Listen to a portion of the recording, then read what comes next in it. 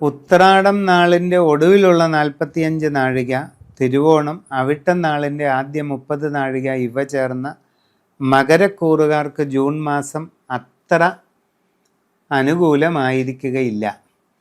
വ്യാഴം വരുന്നത് ഉച്ചക്ഷേത്രമായ കർക്കടക രാശിയിലേക്കായതിനാൽ വലിയ ദോഷങ്ങളും ഉണ്ടാവുകയില്ല. പുതിയ ജോലിക്ക് വേണ്ടി ശ്രമിക്കുന്നവർ ഒരല്പം കാത്തിരിക്കേണ്ടതായിട്ട് വരാം.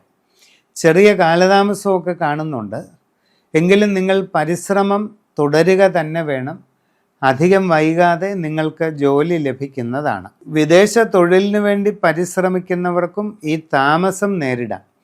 നിങ്ങൾ അതിനുവേണ്ടിയുള്ള പരിശ്രമം നിർത്തണ്ട, പരിശ്രമം തുടർന്നുകൊണ്ടേയിരിക്കുക.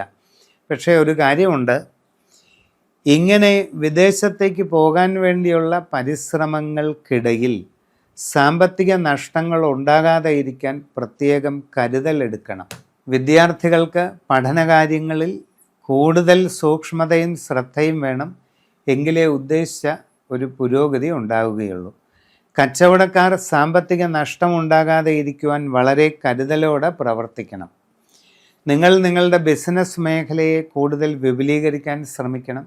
ബിസിനസ് രംഗത്തെ കൂടുതൽ വികസിപ്പിക്കാൻ ശ്രമിക്കണം.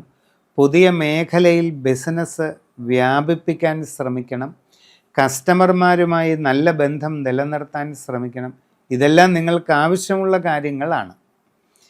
നിങ്ങളുടെ തൊഴിൽ രംഗത്ത് തൃപ്തികരമല്ലാത്ത ഒട്ടേറെ മാറ്റങ്ങൾക്ക് സാധ്യതയുണ്ട്. അന്യദേശങ്ങളിലും മറ്റും ജോലി ചെയ്തുകൊണ്ടിരിക്കുന്നവർ കൂടുതൽ സൂക്ഷ്മത പാലിക്കണം.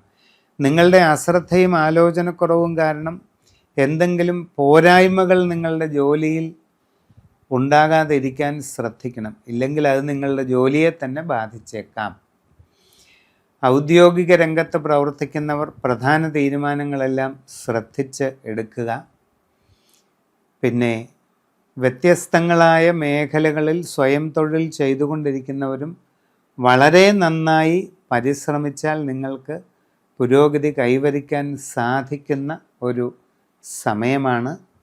ആരോഗ്യകാര്യം ശ്രദ്ധിക്കണം. മനസ്സിന് പിരിമുറുക്കങ്ങൾ കുറയ്ക്കാനായിട്ട് യോഗ, മെഡിറ്റേഷനൊക്കെ ശീലിക്കണം.